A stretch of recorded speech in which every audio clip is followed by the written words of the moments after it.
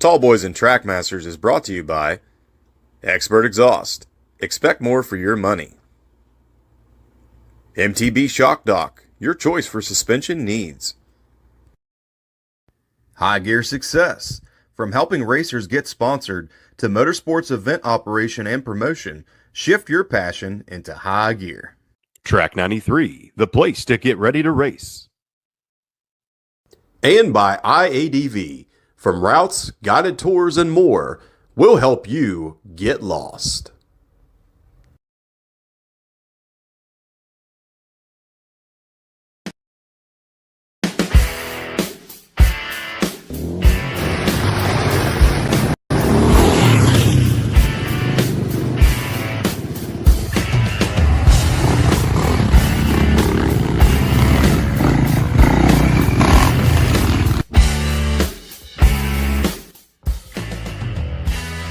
Yeah, for some reason, when I see a lump, my sphincter tightens, I start to tremble, I go all sweaty.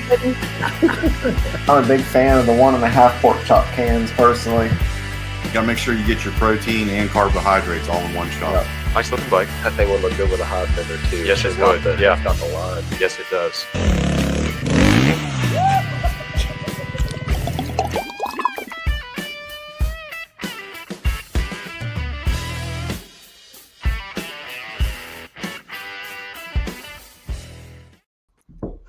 Welcome in and welcome back, everyone, to episode 89 of Tallboys And Trackmasters.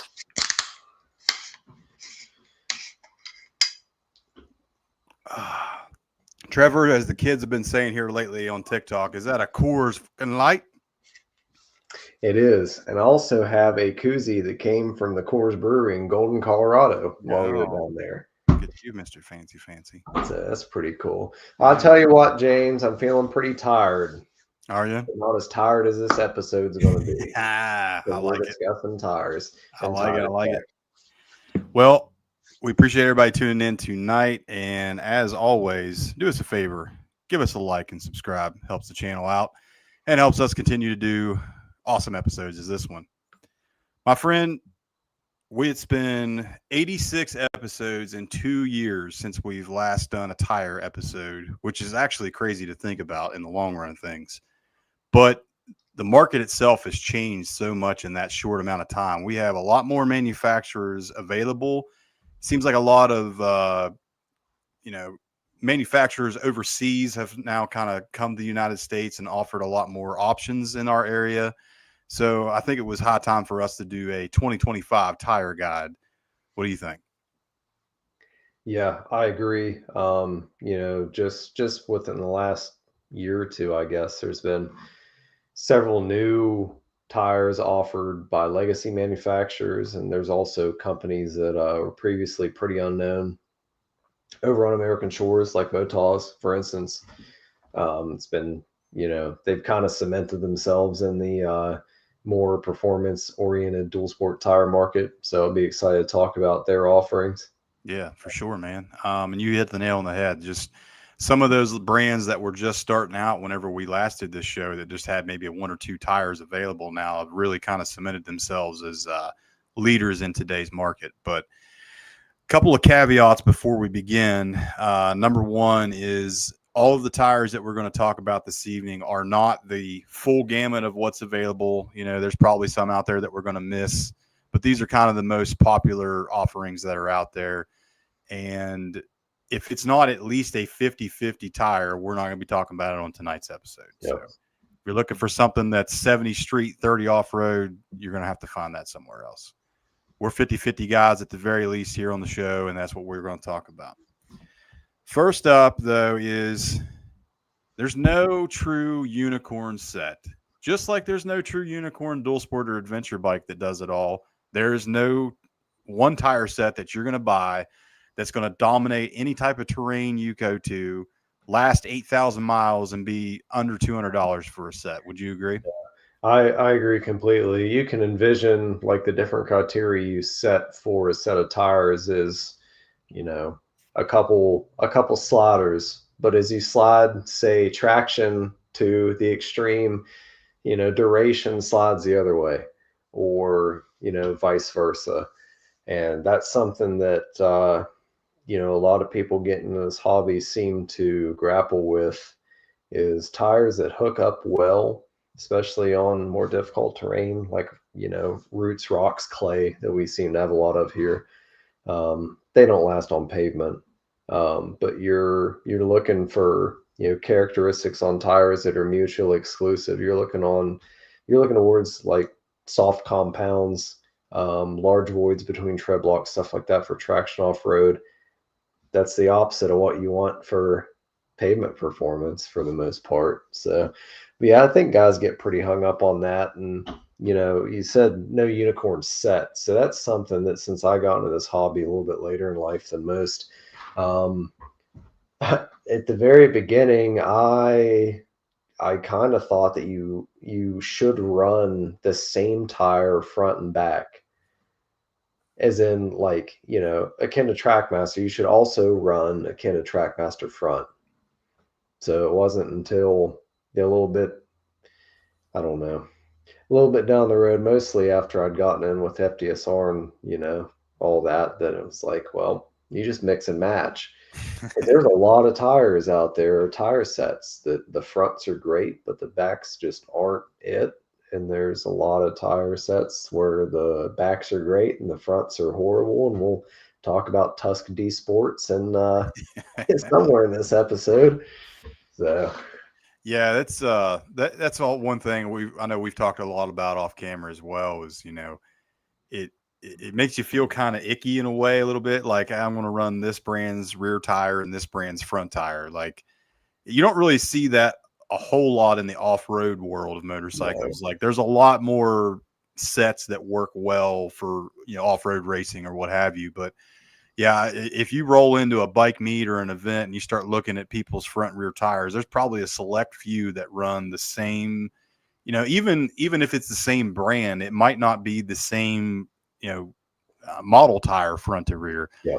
I can just, you mentioned Tusk D Sports, like, if you look at the adventure bike segment of that with the new 2-track and the waypoints, like, the 2-track front looks way more aggressive than the waypoint front, but the waypoint rear is way more aggressive than the 2-track front rear. So there's even some discrepancy there in between their own manufacturers as you go down the list. So that does bring a point to mind, is if you have to err on the side of being more aggressive for either the front or the back, for me it would be the front. I'm the same way. Sliding your back end around is semi-predictable and fun.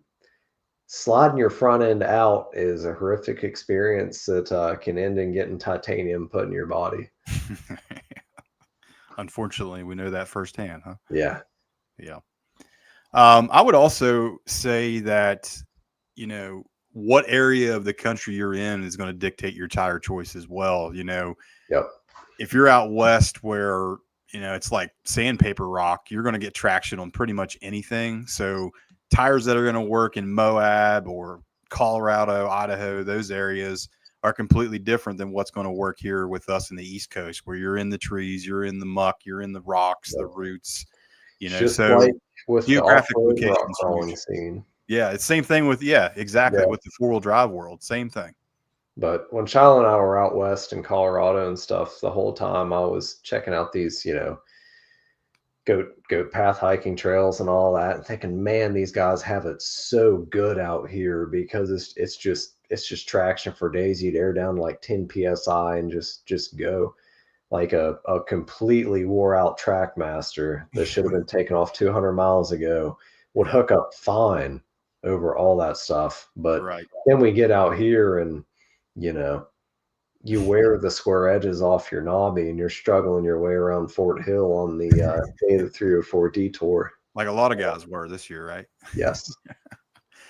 One other thing I would make a point of as well is, I think a lot of guys get stuck in their ways when it comes to tire choice as well. You'll have guys that are just so die hard with this, this certain front or this certain rear that they don't want to try anything else. Or like we've talked before, they'll read a forum post about how this tire sucks. This one's completely useless. This one's the only one you should run. And And I would say to just keep an open mind, because, there's a lot of times these manufacturers will slightly tweak, the durometer reading of the rubber, Exactly. or change the tread design to a point. Or maybe I've seen Michelin tires that if you got them that were manufactured in Korea, they were great, but if you got them and manufactured from China, they're junk. So like there's a lot of different, variables when it comes to tire decisions, but don't be the guy that's so stuck in your ways that you're not willing to try something new. And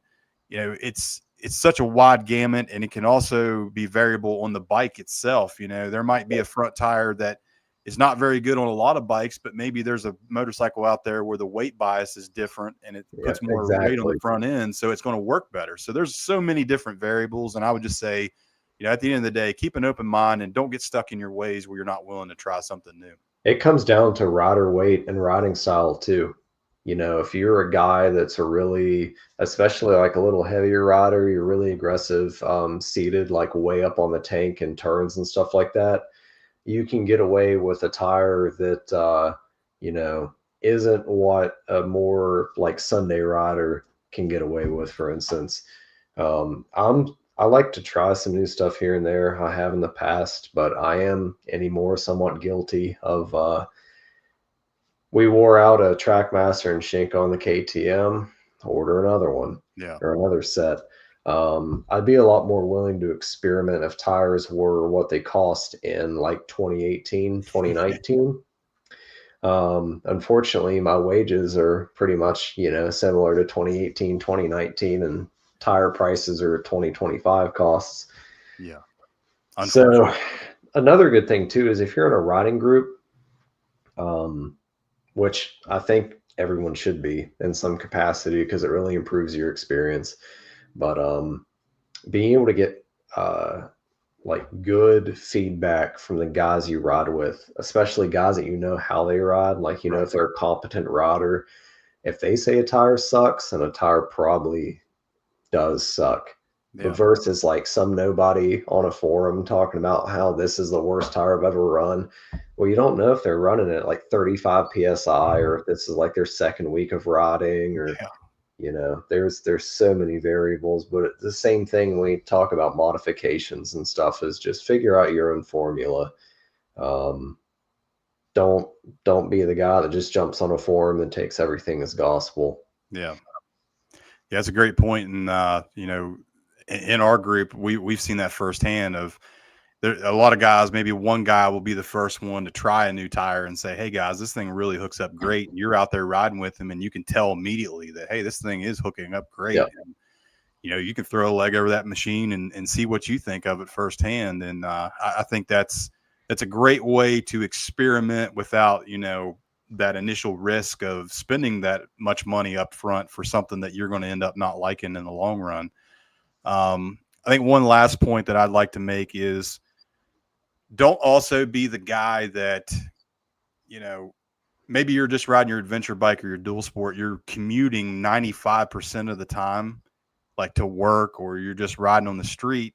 You don't need a 90% biased off-road tire. Like, yeah, it might look cool, but you're just doing yourself a disservice in the end. So, if you're one of those guys that rides, 2 or 3 times off-road a year and that's it, you might want to consider a more street biased option. Yeah. Tuning your tire setup to the type of riding that you want to do is one of the biggest things you can do to improve your riding experience. And that brings up a point that I was going to talk about somewhere in this episode, is if you can afford it, or if it's an option, if you are a guy that does commute on a bike, or you do see yourself doing like a lot of fire roads and national forest riding, stuff like that, but you also do a lot of hardcore stuff, is getting a second set of wheels. Yeah, that's a huge thing too.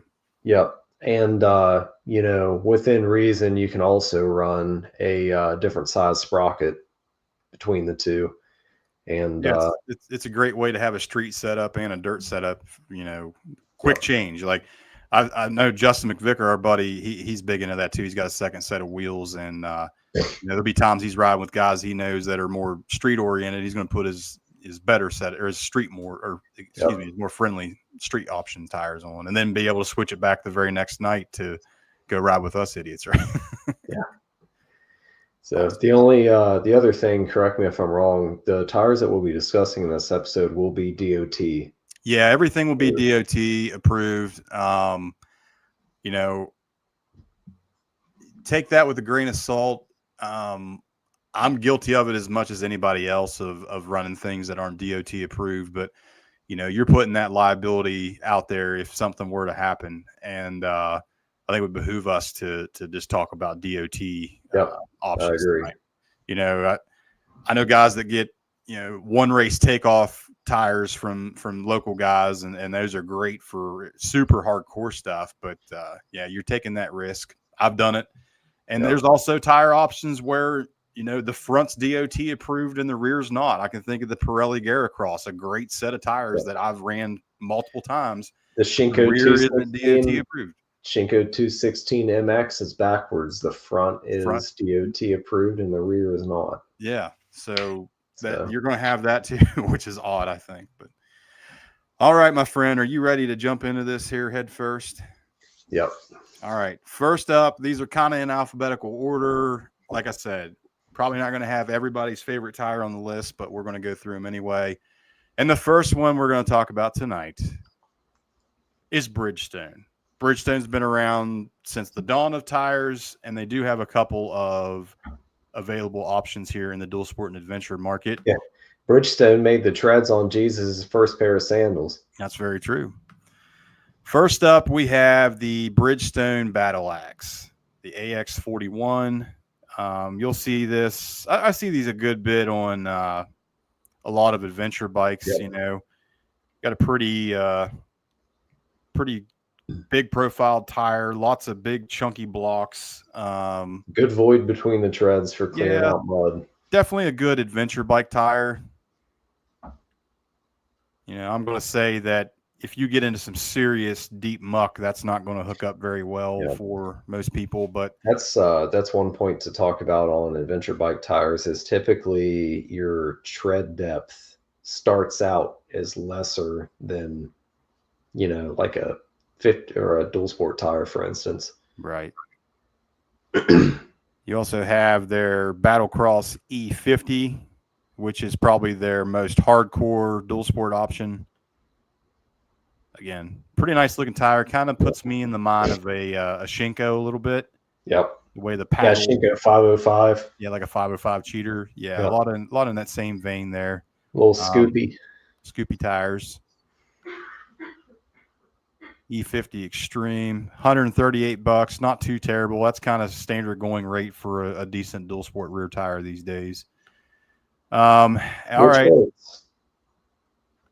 We're also going to be talking about a tire that's used on a lot of stock motorcycles.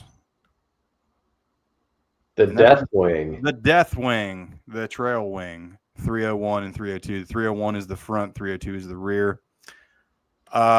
There is a reason that most of these tires you'll see on Marketplace for giveaway or next to nothing, they have the moniker of being called the Deathwing. They are probably one of the worst dual sport tires I've ever experienced or tried to ride on. They're bad in everything. I don't understand why. Like, there must be some serious discount or backdoor deal occurring between Bridgestone and some of these manufacturers, but almost everyone's experience with trail wings is pretty similar, from newbies to seasoned riders. They're just not, they just don't hook up well. I don't know if it's something to do with rubber hardness, durometer, or tread pattern, or profile, or what have you, but they're not well loved, and seemingly for good reason. Yeah, and it seems like most of the Japanese dual sport or adventure bikes, well, mainly dual sports, especially like the 650s, they all come stock with the Deathwings. I know my mom's new KLR 650 had them on it. Took them off immediately and put a set of Kenda K270s on there. That's pretty well it for Bridgestone. Let's move on to another manufacturer that's pretty well known for having. Excuse me, I got a fly in my face, but pretty well known for having a tire that's on a lot of motorcycles come stock, and that, of course, is Continental. Yep. With their TKC 80. My Gas 700 that I just picked up had a set of these on it. And I ran a set of these a long time ago on my Versus 650 whenever I had it and kind of off-road moded. I will say out of any type of what you want to call 50-50 tire that I've ran, the TKC 80s actually worked really, really well. I was extremely happy with them. And, you know, I think I actually had the Bridgestones back up again. Let me pull that back up real quick. Sorry about that. But again, here we go. As you can see, big, fat, blocky tread pattern. Personal experience with these, as I said, I think for a 50-50 tire, they're great. Probably the best street commuting knobby I've ever ran. They're whisper quiet. I've had it out in the rain several times, hooked up great on any type of wet conditions. Skated around a good bit in the gravel, but that's to be expected with a big blocky tire like that. Yeah. And the front is also virtually the same tread pattern, just slightly miniaturized. Yeah, it's really, really similar. I did take the gas off-road several times with these, just through Hell's Hollow and some local stuff. As long as you were in the dry or you were going straight across the obstacles or maybe squaring off stuff to get a straight shot on things, it was fine. But these have absolutely no side bite to them at all. Yeah, you get any type of hill at all. No, any kind of off camber, you were immediately going down into the ditch. But for a stock offering, they're pretty decent. If I wasn't doing as much hardcore riding as I like to do, I would probably have ran these until there was nothing left of them and then switched to something else. So. Which you'd have probably got pretty significant mileage out of them, given just how much rubber you have in contact with the ground. Yeah, for sure. I do know a few years ago there were some issues with the Continental TKC 80s. They were coming apart at speed. There was a recall issued out for those, and Continental went as far as to basically paying you and buying whatever tire set you wanted to put on the bike in its place. So that was pretty good to see them staying behind the issues. KTM brought out that recall because they featured that tire on a lot of their street and trail bikes. Yeah, pretty much any of the EXC or FE Husky lines and the gas as well has those stocks. So, Continental, that's pretty much it for them. I mean, they have a bunch of more street biased options, but as we said, Continental's TKC 80, that's a name synonymous with adventure and dual sport and has been for several years. So, all right, let's pull up the next candidate, which is Dunlop. Dunlop, again, like Bridgestone, been making tires for decades, and they do have some pretty decent offerings as far as dual sport and adventure motorcycles are concerned. Let's pull up Dunlop's options here. Let's see. Let me add to the screen again. It's kind of a pain in the butt doing it this way, but we'll get her figured out. Dunlop adventure tires offered by Rocky Mountain's website. So, first up is probably one of the most famous favorite rear tire. Yeah, everybody's one of their favorite rear tires for sure. And that's the venerable Dunlop 606. This thing has been around since the KLR was first introduced back in the 80s. Again, nice big chunky tread pattern. Nice deep voids. It's got a pretty tall and wide profile. You can see a straight on shot. You'll see this tread pattern pretty well copied, I feel, by the Tusk D Sport. It's pretty well a knockoff of the 606 Dunlop, and the Pirelli MT21 is pretty similar to this as well. But yeah, you will see, we were talking about mixed match combos. This rear with the Pirelli MT21 front seems to be everyone's diehard, do it all tire combo that you talk to the forums, that's what they say to run. My personal experience with the Dunlop 606, I hated it. Absolutely hated it.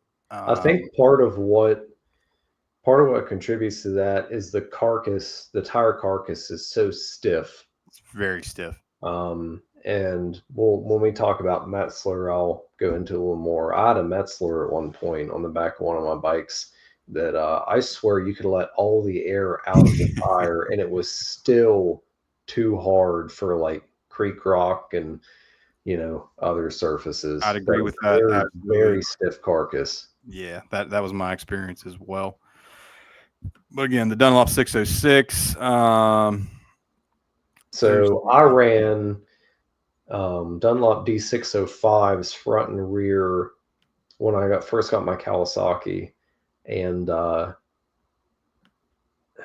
more of a 50-50 tire. Yes, As close as the tread pattern is together there. The tread, it simply lacks the voids between tread blocks to clear mud and things like that. So anytime you got in anything even remotely slick, it just turned into like supermoto wheels. They weren't particularly good on gravel.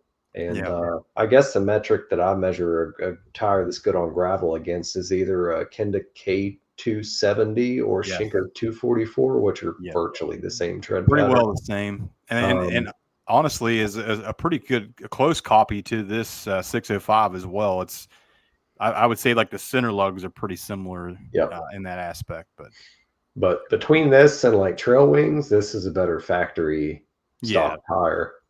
I'd agree with that 100%. More 50-50, a little bit cheaper than what the 606 is. If I remember right, this was the opposite issue of the D606. The D605, the tire carcass was thin, which contributed to picking up a lot of nails and other junk that otherwise wouldn't be a problem on a thicker carcass tire.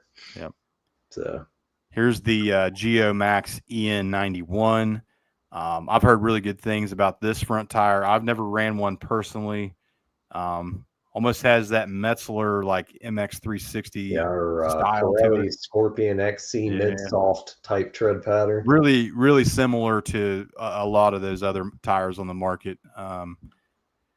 I've heard this EN91 is pretty soft and doesn't last very long. And when you're paying over $100 for that front tire and getting the mileage like you would out of a Kenda Trackmaster, it's not really good for longevity, but it does seem to work pretty well in a lot of conditions that we have here in our neck of the woods.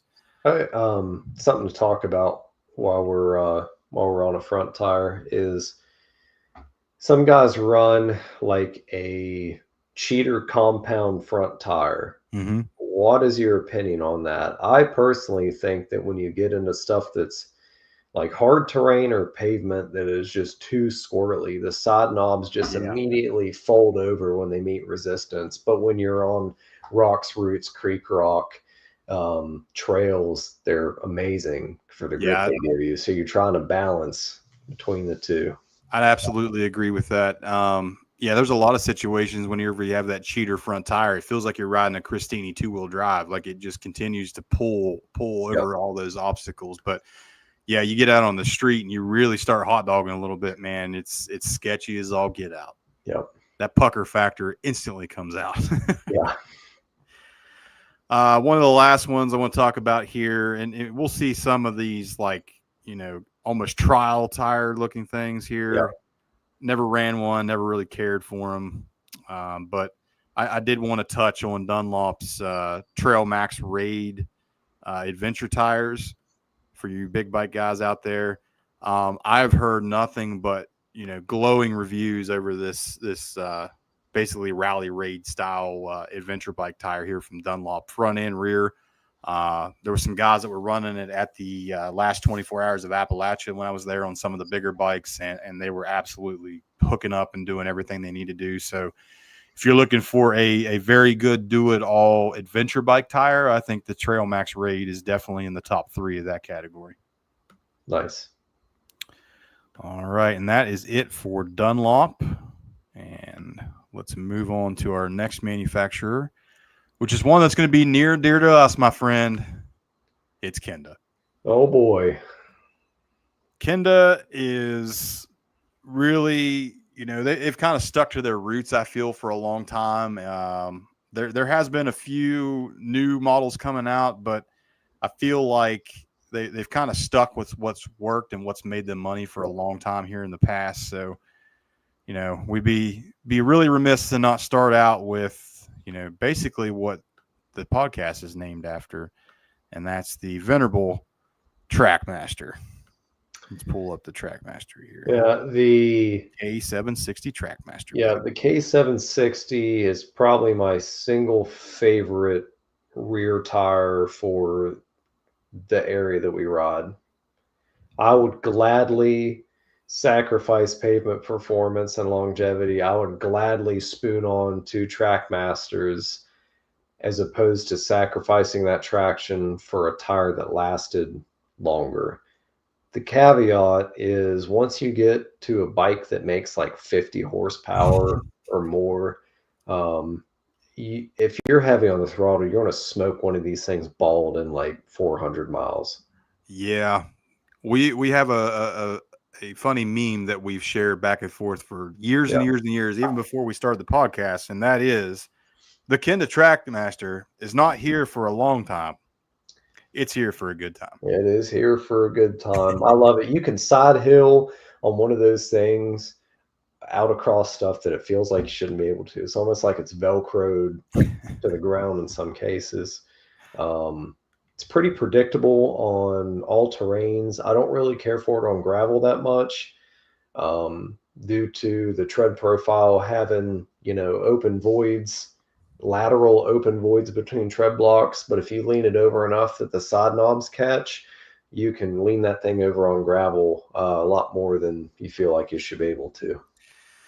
Yeah, it's really funny growing up and racing all the years that I did. Like the Kenda Trackmaster was the poor man's race tire. Like that's what you went and picked up when you were desperate to have a new tire, a brand new tire for a race, and you'd be lucky to get through the race with all the knobs still attached to the tire. And it's always kind of cracked me up personally to see how something that was so ridiculed in the race circuits is one of the best dual sport hardcore tires that you can buy. It just really makes me laugh every time I think about that complete shift between the two disciplines there about how well something's portrayed. I've ran a lot of them. And that's still my go-to. Yep. I really like the carcass of the tire. It's pliable, but not to the extent that it's paper thin like a Dunlop D605. They're compliant to terrain. They just hook up good. Even when they're wore down, I still feel that they give sufficient traction. Yeah, I'm going to show one here. This one here came off my KTM 500, and I swapped it out right before the 304 Detour. And I ran this thing through pretty well I'd say most of last year's riding season and a lot of the rides that we did here to start the year, a lot of the pre-run stuff we did for the Detour as well. So you get a good look at how these things wear on the rear. Yeah.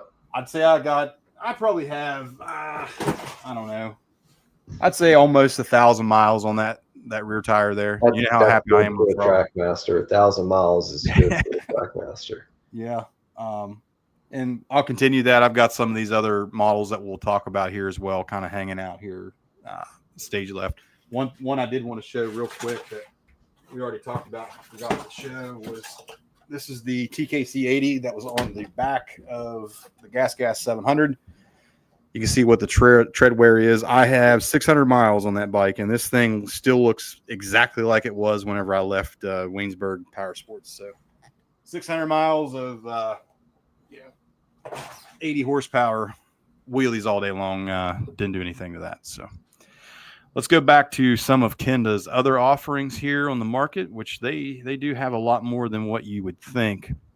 One that you talk about riding groups trying some different stuff out and how old technology becomes new again is the Kenda Classic 257D.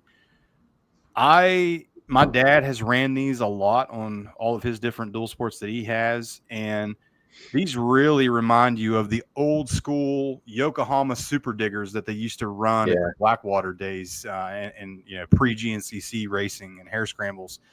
I'll be completely honest with you. If you want a tire that hooks up fairly well as a Trackmaster does, but lasts a little bit longer,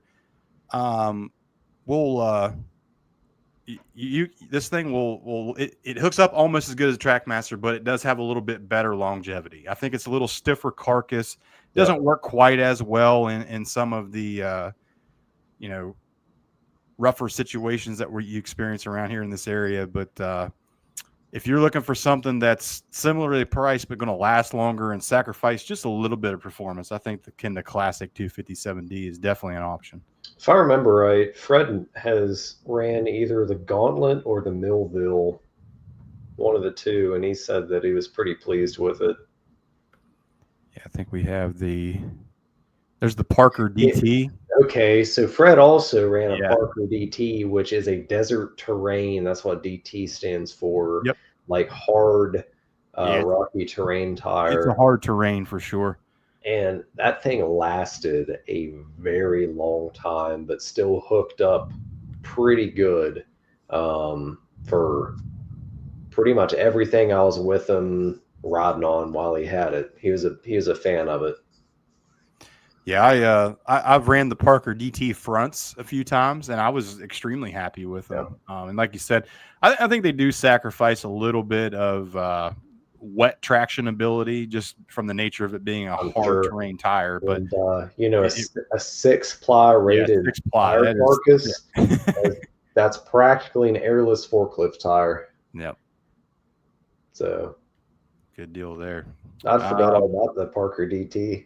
Yep.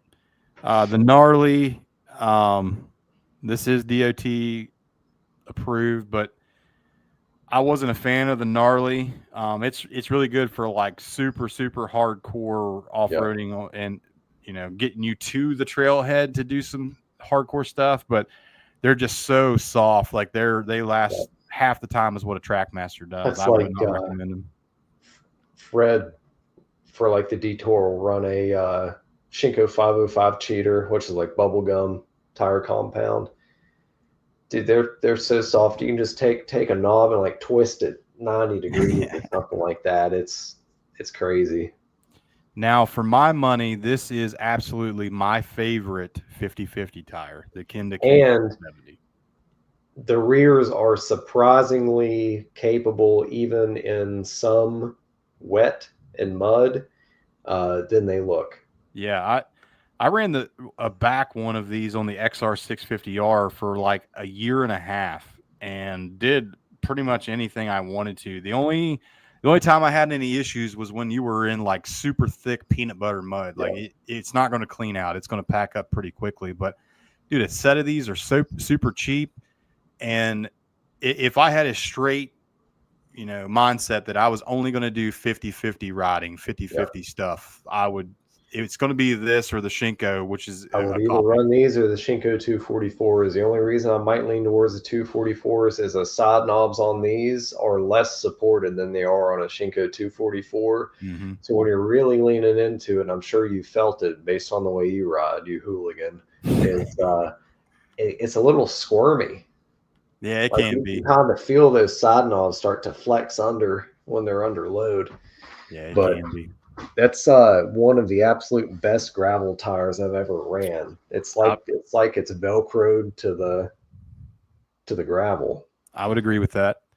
For our adventure bike guys out there, here is the Big Block, which is basically Kenda's copy of the TKC 80. Yep. I would say that if you're looking for something similar to the TKC 80, but you're not wanting to spend Continental price, go with the Kenda Big Block. The performance is basically the same. I'll say that the Continental is going to last a little longer than what the Kenda does. But I had a Big Block front and rear on the Versus and really liked it off-road and on the street as well. Really great option here from Kenda.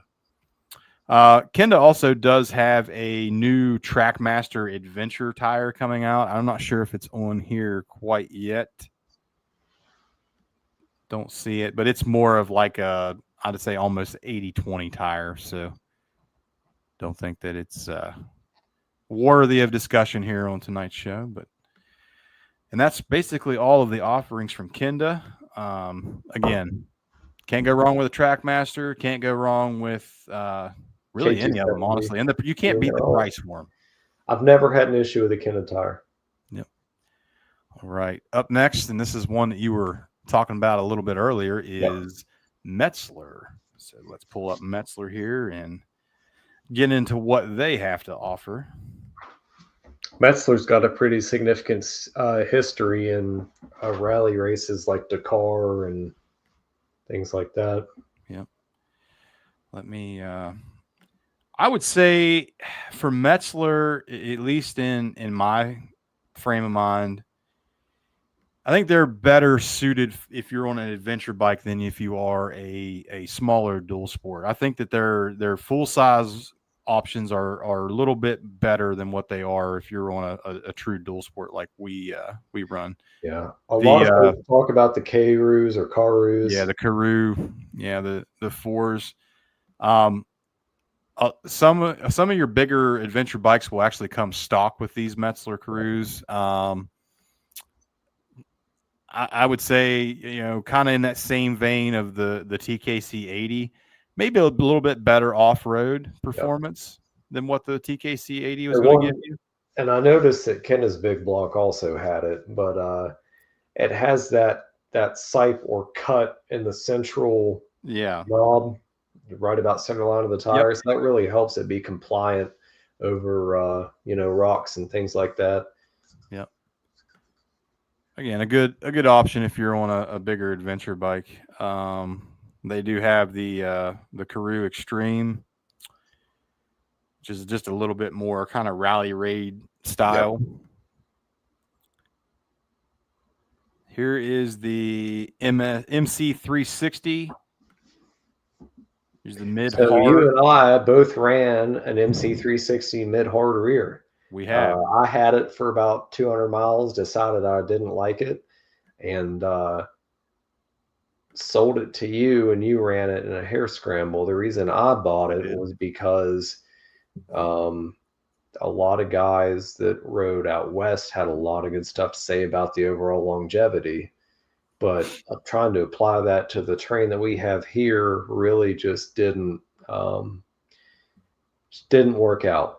Yeah, very stiff tire, and not to fault Metzler. It's exactly what they set out to produce, which was like a desert terrain tire. Yeah, it's just too hard of a carcass. Yeah, I agree with that. I got that the rear off of you, and then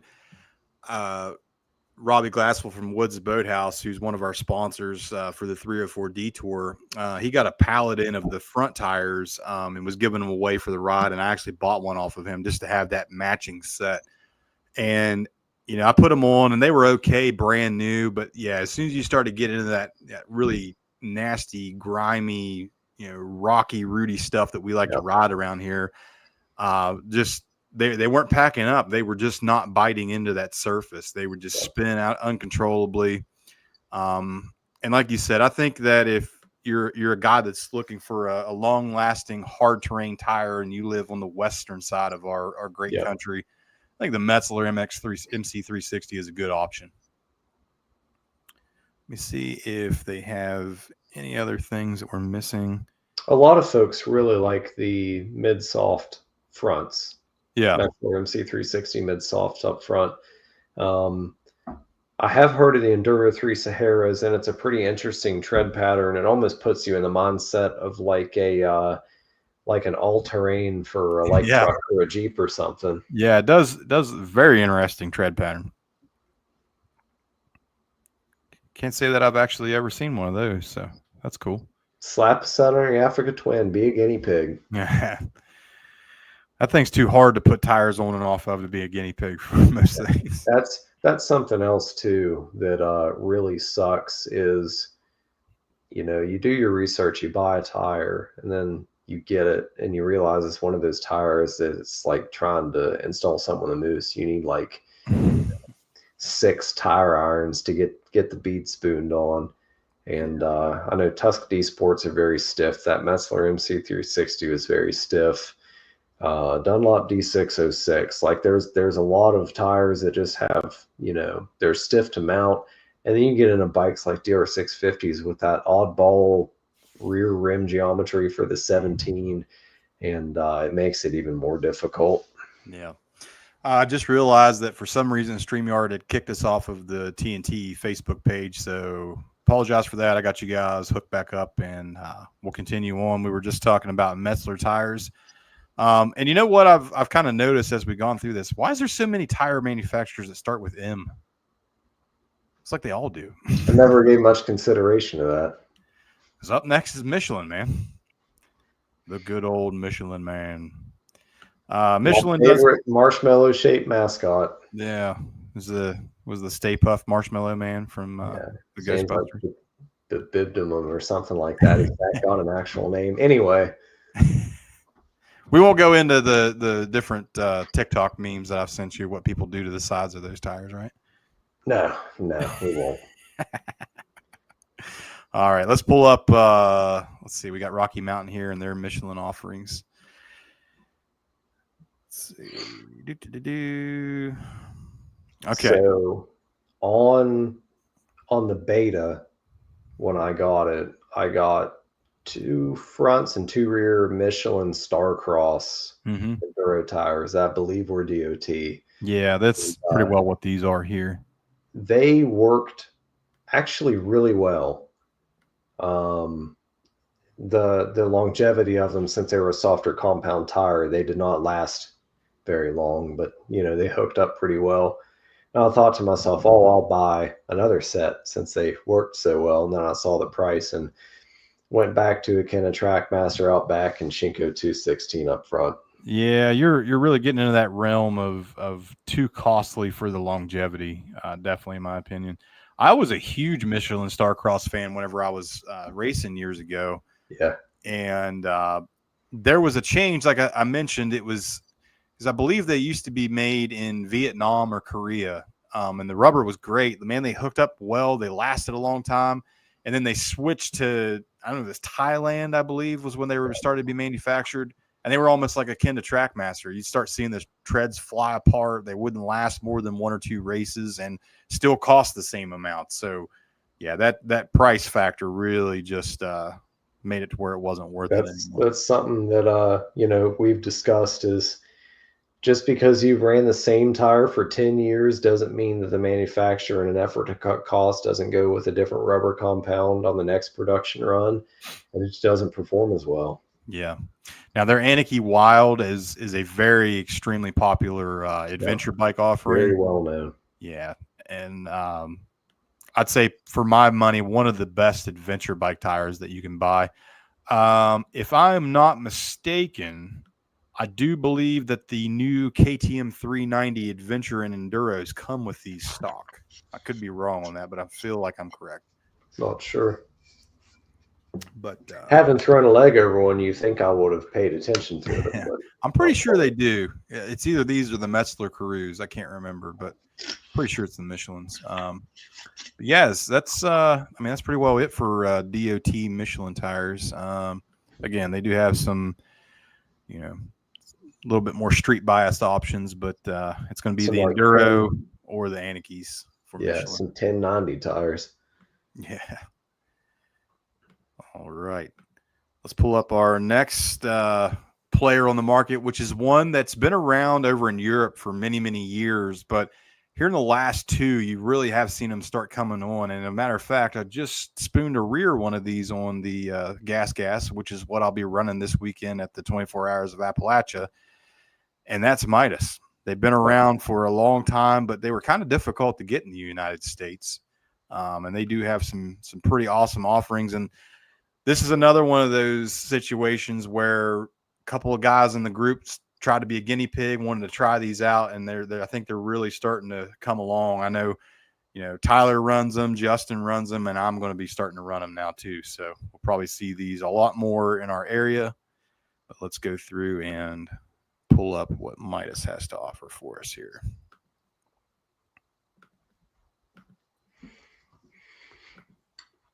Decline all. No cookies. All right. So here's the MC23 Rock Rider, which is a slightly heavier duty compound. So this is getting into your hard terrain stuff. Says excellent grip on gravel. Kind of interesting tread design with that kind of vertical mount there on that one tread lug. The rear reminds me of the tread pattern of Pirelli MT21 Rallycross. Yeah, that's a good point. Let's see. Which eventually all a certain range of tires or whatever, like 60/40 tires, are all going to have similar tread patterns because there's only so many ways to skin that cat. Right. Here's the Enduro Trail XT. Again, a good looking tire. Kind of puts me in the mind of some of the Motaz offerings. As you're scrolling, I saw the word Dakar in there multiple times, so it must be good. Gotta put it in there. Dakar, Dakar, Dakar. That's the Enduro Trail XT. Here's the XT Plus, which is just slightly more segmented knobbies, a little bit more off-road performance there. The TerraForce EF. This right here is what I'm putting on the Gas 700 for the Enduro Rally this weekend.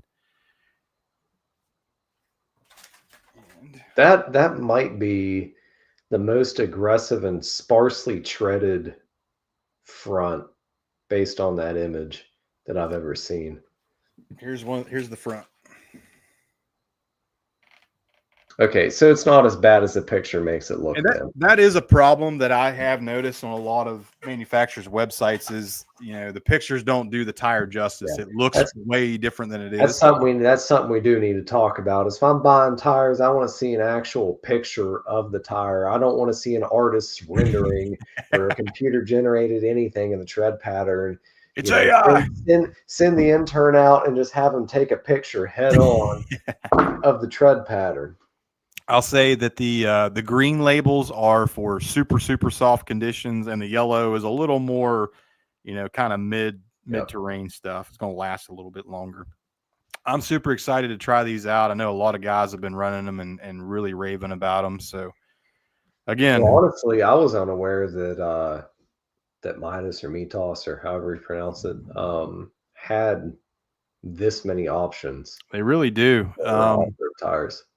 And like I said, they've been around for a long time, just not here in the United States. So it is cool to see, different manufacturers kind of come on board and see what the market's like here in the States. So, all right, that's about it for Midas. Let's go to this is our last M, and this is another brand kind of along that same vein that, was super popular in Australia.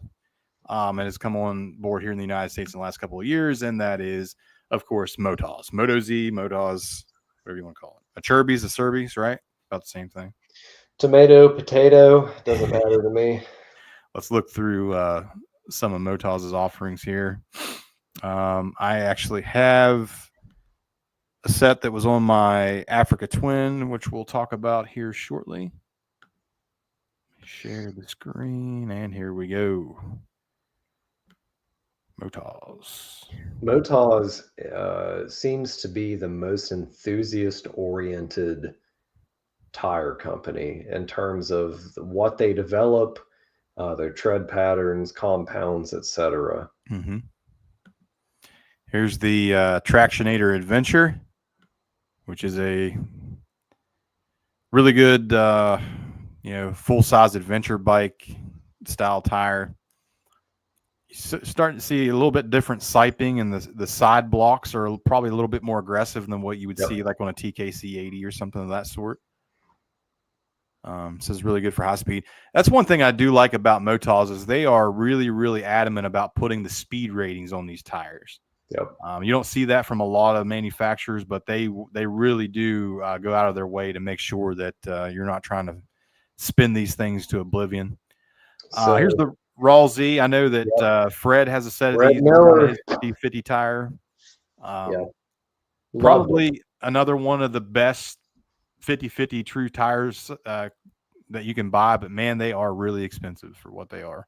Yeah, that is one thing that has, I guess, prevented me from running anything from Motaws is the cost. Yeah.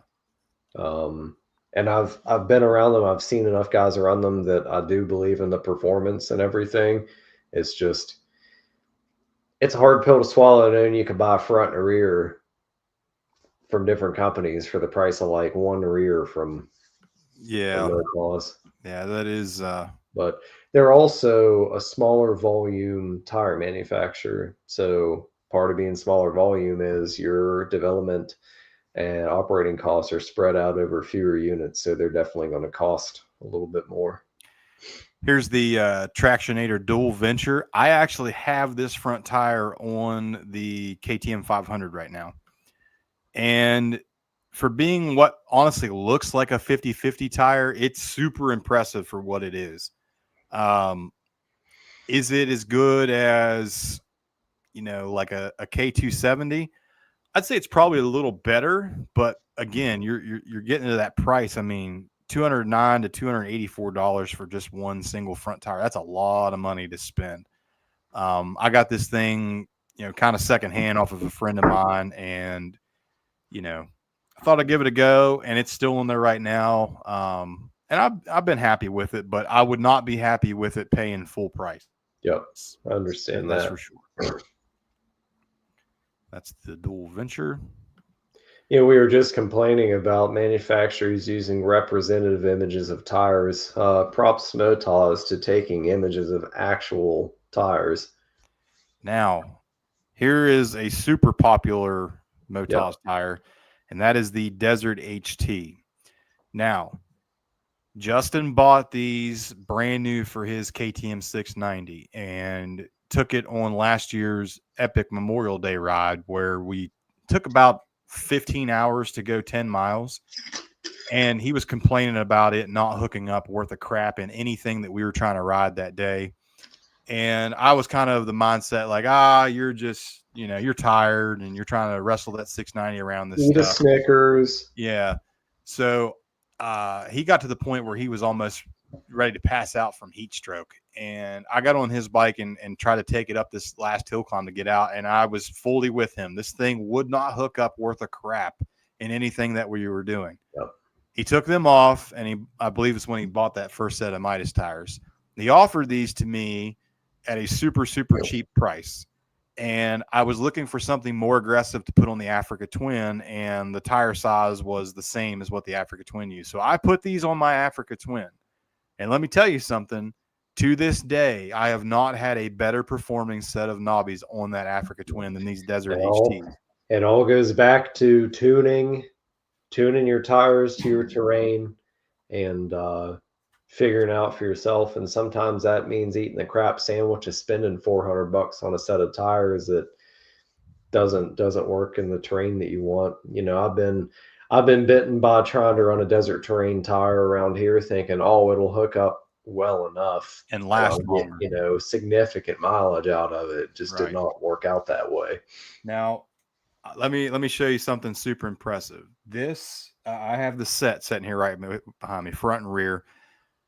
I ran all of, I'd say, probably 75% of our riding season last year on the Africa Twin on this thing, which I put more miles on it than I did my KTM 500.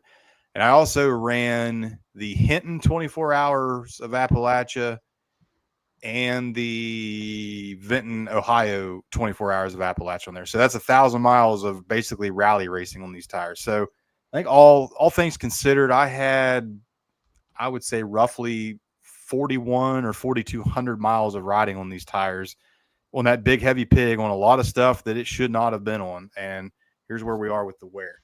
Here's the front. Kind of a weird wear pattern. You can see the fronts typically do that. Yeah, that's really common. You'll have a high knob, low knob, high knob, low knob on a front. And here's the rear, which it was still hooking up. So Yep. Yeah. It's pretty good for a heavy bike. One caveat about these tires that may turn it off for a lot of people. They sound like a set of super swamper boggers going down the highway. So does a Trackmaster. If you want to sound, if you want to sound like a World War II Stuka dive bomber or something like that going down the road, then that is a tire for you. These are worse than a wore out Trackmaster. I'll say that straight up. They are the loudest tire I've ever ran on a motorcycle. Unimaginable. Yeah, it's almost the point where you can't hear yourself think. And honestly, I think that's probably the main reason why I took these off. I couldn't hear them over my music anymore. All right. That is, I believe, about it from Motaz. I think there's maybe a couple. Yeah, the Enduro STs. They have an IT, they have an intermediate terrain. Yeah, tire. this is the soft terrain. Yeah. So more budget friendly. And again, I've heard really good things about these tires. I would say that if you are looking to get into the Motaz brand and not break the bank, the Enduro ST line is definitely one that's good to try. Anything else? That's all right. That's about it for Motaz. So let's move on to our next brand, which we are. Really? Yes, we're starting to wrap it up here. We've got three right. more to go.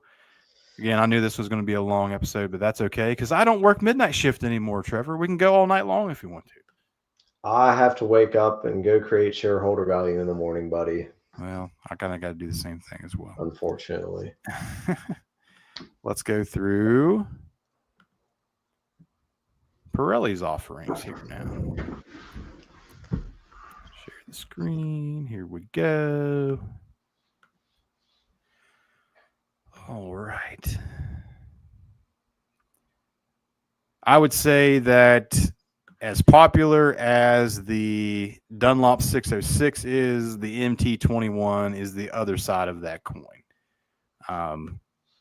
You'll see this tire a lot of times comboed with the 606, but I would say that they do work pretty well on their own. Again, you're getting into that realm, I believe, where it's trying to do everything exceptional and it's not really great at anything. Yeah, it's like I had to break out the Pirelli hat, but it's like a Leatherman. It'll do the same, technically the same stuff as, you know, a knife, a pair of scissors, a pair of pliers, a pair of wire cutters, a file, a screwdriver, etc. But it sucks more at each of those uses than the actual like dedicated tool. Right. And I think that goes back to what you were saying earlier about, you know, having that second wheel set. Yeah, that's a better tool than this thing trying to do everything.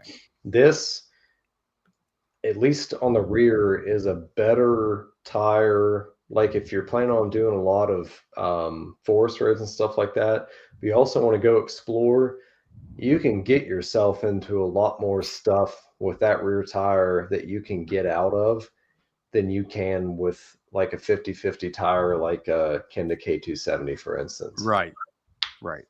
Yeah, I would say that if you go into the Dunlop 606 or the Pirelli MT21, not with the mindset of this is a 80/20 tire, that it's a 50/50 tire, I think you're going to be better well served with that mindset than you would thinking it's going to dominate any kind of terrain. The last couple of years, there's been a new type of tire in the off-road and 4x4 world called an RT, a rough terrain tire. It's like a hybridization between an all-terrain and a mud tire. Right. And I think that a D606 and a Pirelli MT21 and probably several other offerings that we've talked about fall into like the RT category. It's not quite a, you know, easy Sunday rider tire, but it's also not like something that I'd recommend doing the 3 or 4 detour on. Yeah, right. And again, the price really isn't that bad, honestly, for these. So I ran several Pirelli XC Scorpion mid-soft or something like that front tires, which were quite similar to a Metzler MC360 tread pattern. And I really like them, except when you first put them on, due to, I guess, the way the tire carcass is shaped or something. It's like riding on a knife edge. The front just feels extremely twitchy for the first 100 miles until they get wore a little flat. Yeah. Here's the Scorpion Rally. I don't really have any personal experience with this, but it's a good looking tire. Kind of reminds me of the Kenda Classic 257D. Yep. I do know that a lot of the big bike guys are raving about these rally tires. You know, big blocky adventure bike tread design.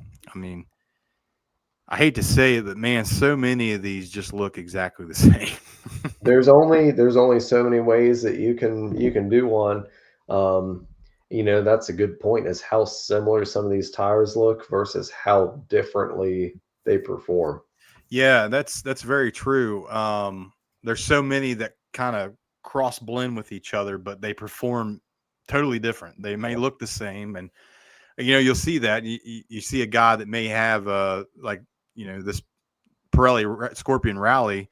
He's like, oh yeah, that's just a Kenda big block, and it's not. Like, it just performs completely different, and that's another rabbit hole to not fall into. Just because there's a cheaper knockoff that looks like it doesn't mean it's going to perform anything like that. Yep, that is a good point that I was going to bring up, is just because you find another tire that mimics a tread pattern or something you like, chance of performing even somewhat similar, pretty slim. Yep. All right. 2 more left, and it is kind of funny that alphabetically we're getting into the Chinese tires here now. First up is Shinko. Well, first of all, Shinko is Korean. Oh, I'm sorry. But Shinko is another tire that's very near and dear to my heart. I've ran a lot of Shinko 216 MX 9090 profiles on several different bikes. I'll be completely honest with you. I think the 216 front is the only Shinko that I have ever tried. Yeah, I'm a big fan of them. I'm not saying there's not anything better out there. I've just ridden it enough to be I know what it's going to do. I know how it's going to work. Now, on both of my wife and I's Trail 90s, front and rear, Shinko makes their 244 50/50 tires in a 2.5 by 17. So both the Trail 90s are rocking Shinko 244s. There you go. And they work great on those little bikes, and they look just retro enough to work on one, Yeah. But I've ran 244s on full-size bikes and really enjoy them. I prefer a 244 over a Kenda K270 because, like I talked about earlier in the episode, these side knobs are they just have more bracing to them. Yeah. Not as squirmy. The Shinko 700 is an interesting tire because I don't know of many other tires that look like that. Yeah, it kind of reminds me of a Deathwing a little bit, but slightly different. I know that Tom had ran. Yeah, I remember his DR650. Like that. He got a lot of miles out of them. Yeah. I think longevity is the name of the game here with the 700 series. The 804, 805. Yeah. Basically a Kenda big block TKC knockoff. I have one of these on the front of that CBR 600 stupid project that I had for a while. Yeah, the Death Trap. Yeah, Death Trap worked just exactly like a big block or a TKC in my mind. I think it was just more of an availability thing. I could get these faster than I could get the big block or the TKC. Definitely cheaper than the TKC for sure.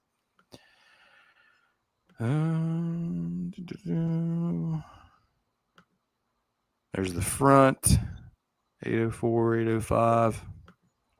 I don't see the 216, man. So if you go to the Enduro tires, They get rid of it? no, they still make it. Otherwise, I'd be in tears. Like we were talking about tires where the front or the rear is DOT, but not vice versa. Yeah. Is the Shinko front is DOT, but the rear is not. I can't remember exactly which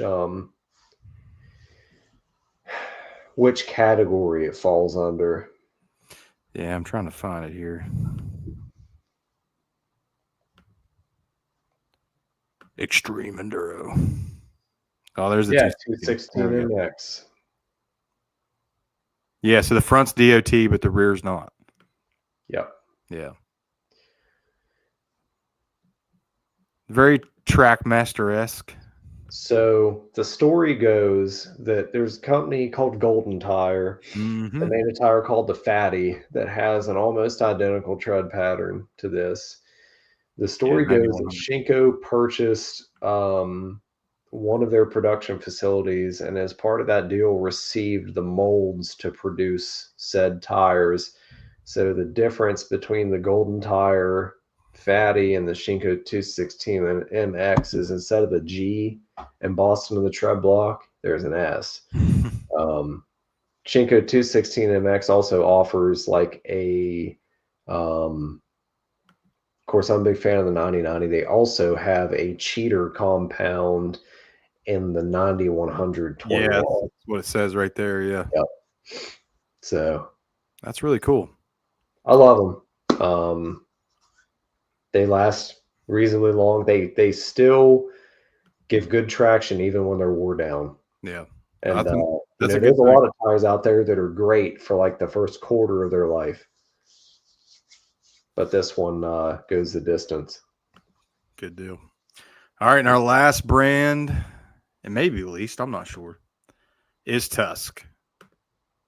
I know we both have some experience with Tusk tires. I currently have a set of the 2 tracks on the Africa Twin. Been pretty happy with them. Not quite as good as the Motaz Desert HT, but definitely quieter and a little bit more street friendly. I know that we're both not fans of the D Sport, and a lot of people aren't.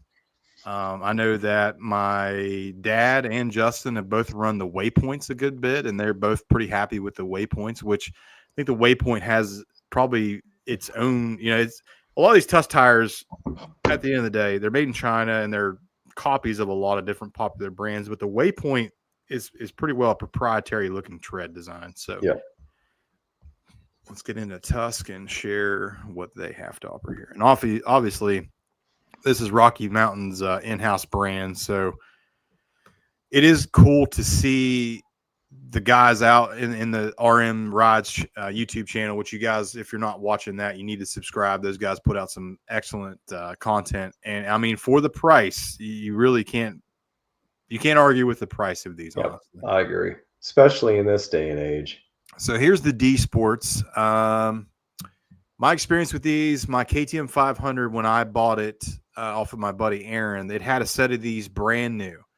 And I was of the mindset that a brand new tire, I'm not going to take these off. Now, my 500 did have a recluse clutch, which tends to make tires in the back that don't seem like they work very well work better than they should.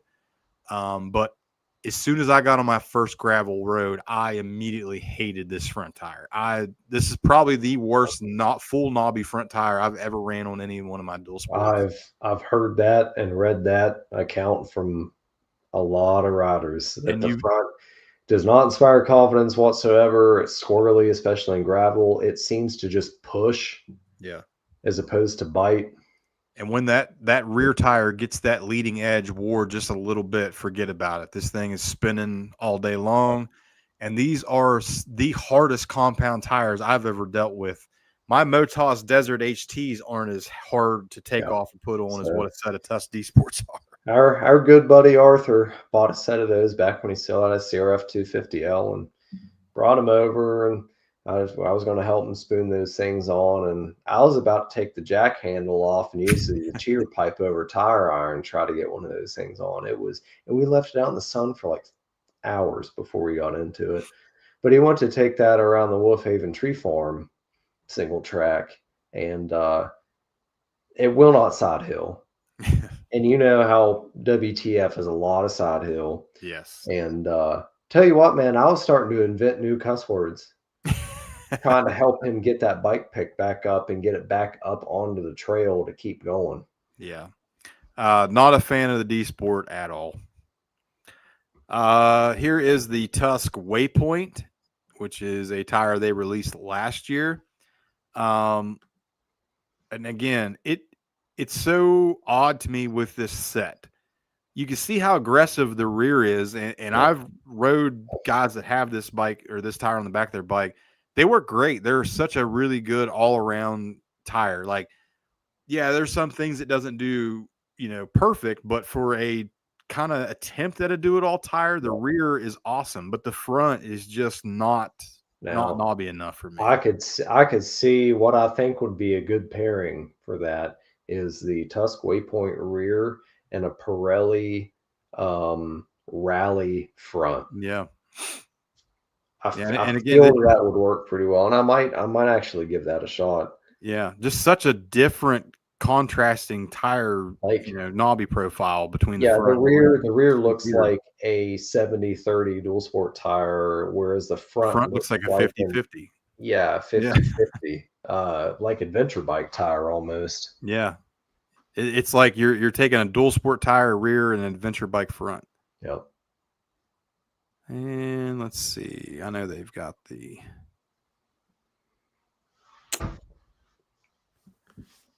certainly the 2 tracks. Yeah. And this is what I thought was weird too. So let me see. Look at the 2-track front. This is an adventure bike tire, and it's more aggressive than what the Waypoint is. I don't know. Maybe there's some secret sauce that I don't quite grasp when it comes to mating front to rear tires for a setup or whatever, but I don't know. I really, really, really like the front. I have the front and rear on my Africa Twin, and that was before the price increase where these things went almost, I think, $40 or $50 more per tire than they were. That looks like the price has come back down. They were like almost $300 for a set of them. I love the front. The rear does very well in most things that I've had, but you have that kind of big blocky tread design again with some different side knobs and some siping and stuff. But it's like a cross between a Motaz and a K-Roo. Yeah, I'd agree with that. Now the rear, it's probably about half tread now on the back. I did the Mothman Rally, and I've put probably close to 2,000 miles on it, and I'm about halfway worn out on this rear tire. And there is situations I get into where I can feel that it's not hooking up like it used to. So, but the front still looks brand new and is still hooking up great. So if you're looking for a cheap, do-it-all good front adventure bike tire, I highly recommend the 2-track front. The rear is good when it's new, but wears out quickly. It's worth noting that Tusk, or I guess Rocky, also does offer off-road only tires for like enduro racing. Yeah, they do. I got a set of the Crossbites, which is their like kind of cheap off-road only brand. It lasted forever and hooked up really well for the price. So let's go through some of the comments tonight. We appreciate everybody sticking with us and seeing what we have to say on some tires. Mr. Tyler Vincent says he's lucky to even run a DOT tire, let alone something 50/50. Jamie Thomas, what's up, Jamie? He says, Trevor, what front tire would you have on when you had your crash last year? Well, Jamie, long time no see. I was running a Kenda K270, which is their 50/50 tire front and rear. However, my crash wasn't a result of my tires. It was a result of flattening my front tube and not knowing it until I went to the next turn because it was on loose gravel. So what was the front tire trying to come off the rim, I just thought was the front end being squirrely on fresh, loose gravel. So huge fan of Kenda K270s, and would not fault them whatsoever for my spill. Tyler also says that he really loves the TerraForce EF. So the only downfall is the mud that they have being is an FIM legal knob height. I did see that on the website, and I did see that also with some of the Motos stuff. And, you know, a lot of times whenever you have those European or overseas tires, you kind of get into that knob height has to meet certain regulations that may not fly or be warranted here in the United States. Yeah. Tyler says they also have a 2 green stripe that's absurdly soft. I did see some of the hard enduro guys running those, and yeah, with a bib, I mean, it looked like it was flat. Professor Farnsworth says, I'm sitting here constantly being impressed, as I usually am, with the knowledge that both of you obviously have involved with about anything that has to do with dual sport and off-roading. Very impressive. Well, thank you, Dan. We appreciate that. We hope that everybody else kind of feels that way too. We do our best. We got him fooled. We appreciate that. Dan, the rescue man. I did see a thing there the other day that said, has anyone ever met a Dan that wasn't the man? And I was thinking to myself, like, nah, I think every Dan I know is the man. I've met one Dan in my entire life that I will not consider to be the man. But, you know, Dan, like you said, Dan Farnsworth, Dan the rescue man, when I annihilated the rear wheel bearings of my my KTM, we were out in Brandywine, and he saved my day big time. Yeah. Tyler says one of Shinko's downfalls is they use recycled rubber, where the Chinese are almost always using new rubber. They tend to have some knob chunking as a result. I don't know that I've ever chunked a knob on a Shinko 216 front, but that would make sense because it's not the power the tire that's getting power. Right. Isn't it always weird whenever you see a front tire how it wears the back edge of the knobs first? I assume that's due to braking, right? Yeah, it is. Yeah. Braking forces. Yep. Dan says, you guys obviously have favorite tires. Sometimes, depending on terrain, it would be nice to see a list of some of your favorite 3 to 5 tires front and 3 to 5 dual sport bikes and why. Yeah, I would say if you had a gun to my head and told me to go buy a brand new set of tires now, it's either going to be a set of these Midas like I have for the 700 gas, or it's just going to be a set of Trackmasters. I mean, I'm kind of falling into that rabbit hole of knowing what I like and what works for me. And I'm not really that concerned with longevity. I'm going to go with a set of Trackmasters. Yeah, for me, for 50-50 riding, it will be either Shinko 244s front and rear or Kenda K270s front and rear. For hard terrain, my absolute go-to is a Shinko 216 MX 9090 profile up front and a Kenda Trackmaster out back. And something that is good about being the guy that's just stubborn and keeps running the same setup of tires is you just continue to hone your skills with that specific set of tires. Yep, that's a good point. And last but not least, Dad says he loves the Midas Enduro Trail XT and Dakar, plus Dakar on the rear of the Versus. Yeah, he was raving about that thing. Him and Mom and Tom went down to Spruce Knob and back there last weekend. Well, I am interested in trying some Mitas stuff. Maybe maybe for next riding season, I'll bite the bullet and check some of that stuff out. Unfortunately, man, we're halfway through the year already, more than halfway. And we're going to get into fall riding time. And then the winter. We got hosed big time. It rained an inch a day for a month, and then it was, or not a month, but like 3 months, and then it was 90 degrees and 100% humidity every day from that time up until like a week ago. So, yep. All right, let's get into some industry news real quick, and we'll wrap this thing up.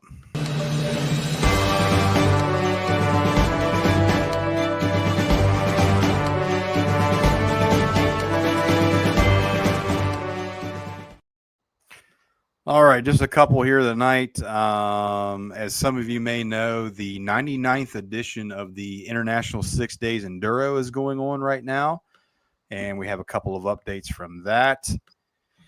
The 99th edition of the ISDE in Bergamo, Italy, sees the hometown team in the early lead through day 2. KTM superstar Josep Garcia has been smoking pretty well every test, and he's leading the individual overall. France, Sweden, Australia, and the USA will make up your remaining top 5 with Italy in the top spot. And the U.S. women's team are picking up right where they left off last year with an absolutely incredible 16-minute lead over second place. Yeah, the girls have we've talked about it on the show before, dude. The professional women's off-road racing scene in the United States is the best in the world. These girls are absolutely killing it, and they have been for multiple years now. And last and not least, the new 2026 Husqvarna dualsport line has been released. Look at that nice PNG image over our faces there. I mean, that's a pretty attractive looking bike. You're going to like this, Trevor. They have a redesigned fuel tank shape, which Husqvarna is going to say maximizes fuel consumption. Remember what we was talking about, how you couldn't get the last gallon of fuel out? Well, dude, F me. They created the problem. Now they're going to sell you the solution. That's exactly right. That's crazy. As a new fuel line protector cap and easier to access coolant level checks, the front and rear suspension also receive valving changes, and the new models will hit dealership floors this fall. Well, hopefully this is indicative of KTM reversing course on their weird fuel pickup setup that they went to on the EXCs. I would say that if you're seeing this in the Husqvarnas, you're going to see this in the KTMs and the gas casters as well. I mean, they all share the same gas tanks, so probably going to see that as well. All right, everybody. We're going to end it tonight with a little bit of... Did you run into some clippings? Did Barb take the kids? Well, Hoss, maybe you had to lay her down. This week's Had to Lay Her Down has a little bit of screw that particular guy clippings. Let me get this pulled up really quickly, and we'll end the show off tonight. Hang on one second.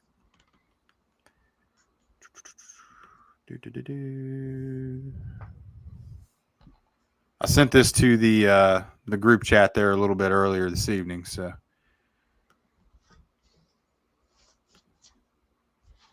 give me 1 minute here. Got her pulled up.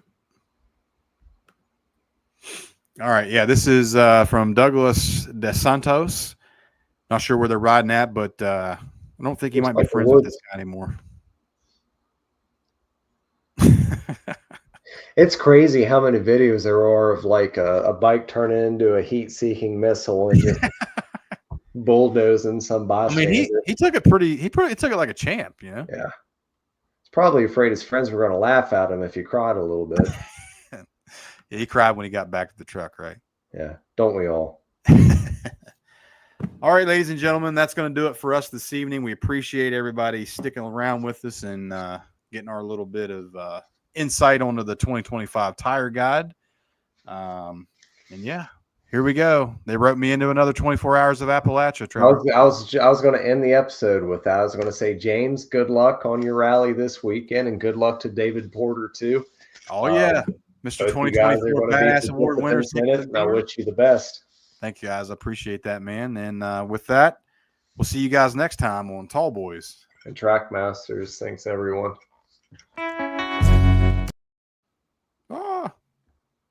You guys don't get an outro. You don't deserve it. You do. It's just Tall Boys and technical difficulties. True. We'll see you guys later.